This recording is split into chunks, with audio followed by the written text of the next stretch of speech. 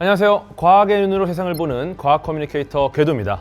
새로운 기술은 늘 우리에게 질문을 던집니다. 이건 안전할까? 우리 사회에 정말 필요할까? 이 질문에 답하기 위해선 무엇이 필요할까요? 바로 증명입니다. 과학적 데이터와 실증을 통해 안전성과 효과를 입증해야 하죠. 산업융합 규제 샌드박스는 바로 이 위대한 증명의 과정을 가능케 하는 국가 공인 실험실이라고 할 수 있습니다. 기업들이 혁신적인 아이디어를 현실 세계에서 직접 실험하고 그 가치를 검증할 수 있는 무대를 제공하는 거죠. 오늘은 이 특별한 실험실을 통해 세상에 나온 놀라운 기술 기업들을 만나보겠습니다.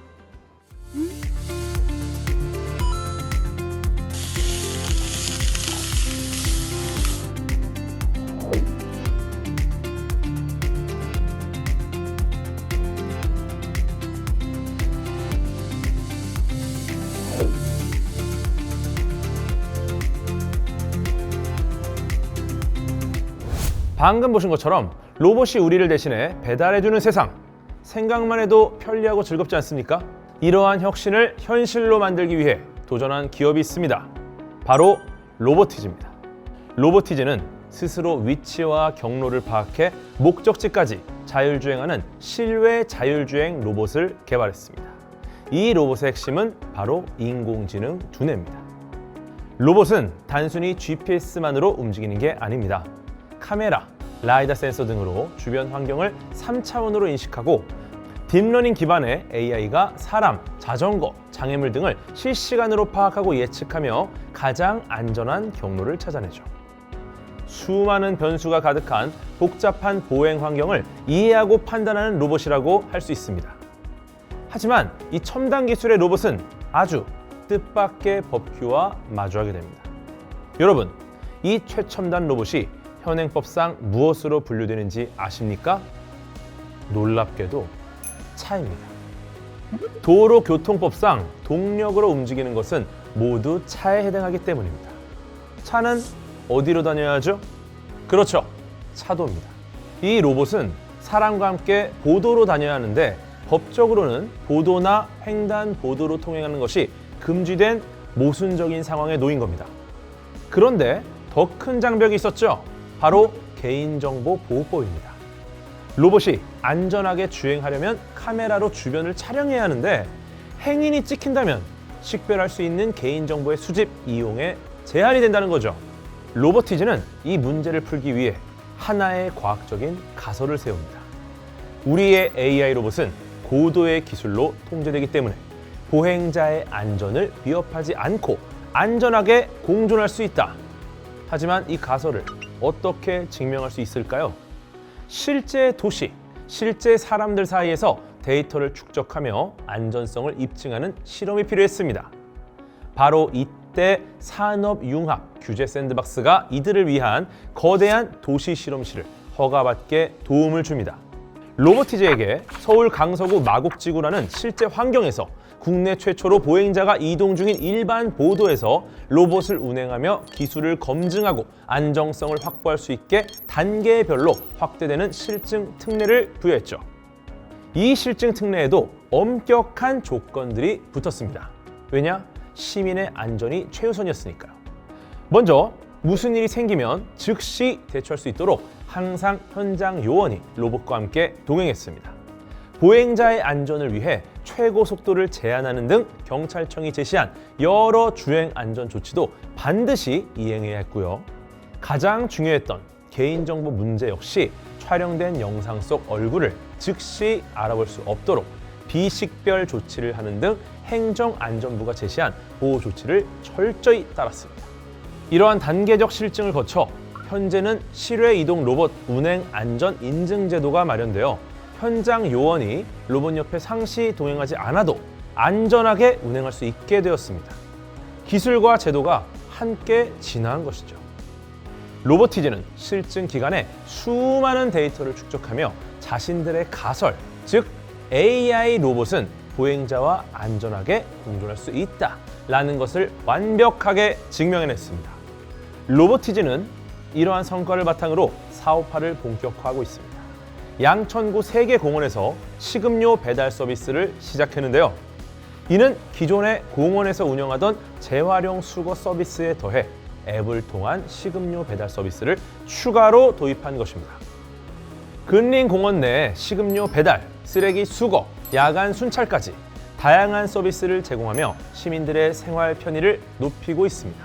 만약에 마곡지구에서의 이러한 실험이 없었다면 우리는 여전히 법의 문턱에 막혀 로봇 배달 시대를 열지 못하고 있었을지도 모릅니다.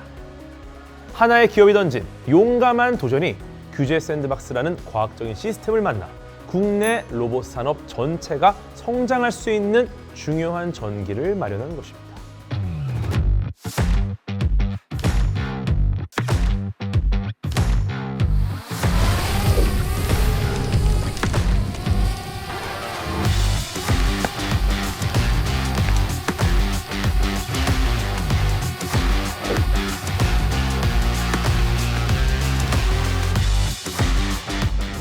인간의 눈이 닿지 않는 곳까지 감시하며 위험을 미리 감지하고 예방하는 기술은 우리 사회에 반드시 필요합니다.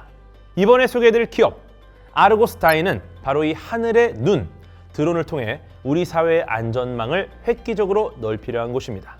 아르고스타인은 단순히 사람이 조종하는 드론이 아닌 정해진 시간에 스스로 이륙해 지정된 경로를 비행하고 임무를 마친 뒤 복귀해 자동 충전까지 하는 드론 자동 운영 시스템을 개발했습니다.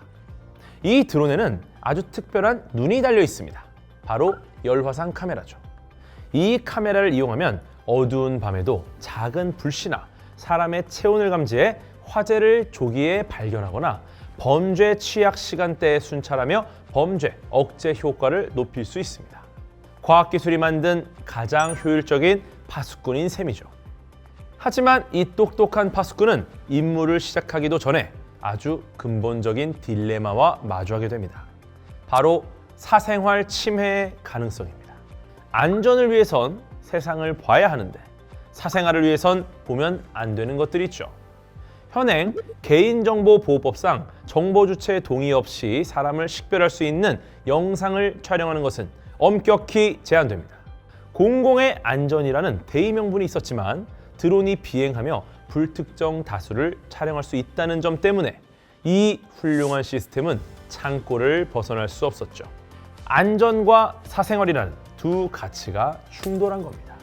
아르고스타인은 충돌하는 두 가지 가치를 해결하기 위해 부산대학교 캠퍼스에서 실험했습니다. 실증 특례를 부여하며 아주 구체적인 조건들을 제시했습니다. 첫째, 평소에는 사람의 얼굴 형태를 알아볼 수 없게 열화상 모드로만 비행합니다. 개인정보 수집을 원천적으로 차단하는 거죠. 둘째, 화재나 범죄 등 위급 상황이 발생해 경찰이나 소방서의 협조 요청이 있을 때만 아주 제한적으로 필요한 만큼만 지상 영상을 촬영하고 목적이 달성되면 즉시 파기해야 합니다. 마지막으로 드론이 촬영 중이라는 사실을 누구나 쉽게 알 수 있도록 불빛이나 안내판 등으로 알려야 했습니다. 이러한 과학적인 규칙과 통제 속에서 아르고스타인의 드론은 감시의 눈이 아닌 수호의 눈이 될 수 있다는 것을 증명해 나갔습니다. 실제로 지난 6월 새벽 부산 금정산에서 원인을 알 수 없는 산불이 발생했을 때 아르고스타인의 드론이 순찰 비행을 하던 중 여론을 감지해 경찰서와 소방서에 즉시 알렸고 요청에 따라 4차례 추가 비행으로 상황을 지속 모니터링했습니다. 드론의 활약 덕에 소방차 10세대가 투입돼 빠른 진압이 가능했고요. 경찰관분들은 현장 순찰로 안전을 확보하며 산불의 큰 피해를 막을 수 있었습니다. 이는 드론이 화재 예방 및 학생 지역 안전 확보라는 목적을 실제로 수행할 수 있음을 보여주는 대표적인 사례입니다. 더 중요한 건 드론은 사생활 침해다 라는 막연한 불안감을 신뢰로 바꿨다는 점입니다. 첨단 기술이 어떻게 사회적 합의를 얻고 우리 삶에 긍정적으로 기여할 수 있는지 그 가장 모범적인 과정을 보여준 사례라 할 수 있겠습니다. 과학기술이 나아가야 할 방향은 결국 사람을 향해야 한다는 것을 다시 한번 증명한 셈입니다. 오늘 제가 굉장히 긴 이야기를 드렸습니다. 여기에는 굉장히 위대한 혁신을 이룬 기업들이 있었고요. 그 기업들 계속해서 엄청난 벽에 부딪혔죠. 하지만 그 거대한 벽을 넘을 수 있는 방법은 늘 있었습니다. 세상을 바꿀 준비와 함께 기술은 있지만 규제에 꽉 막혀 있는 기업들은 산업통상부와 한국산업기술진흥원이 운영하는 산업융합 규제 샌드박스의 문을 두드리세요. 반드시 그 벽을 넘을 수 있습니다. 다른 거 다 잊으셔도 돼요. 산업융합 규제 샌드박스 반드시 그 벽을 넘으시길 소망합니다. 저도 응원하겠습니다. 지금까지 과학 커뮤니케이터 궤도였습니다. 고맙습니다.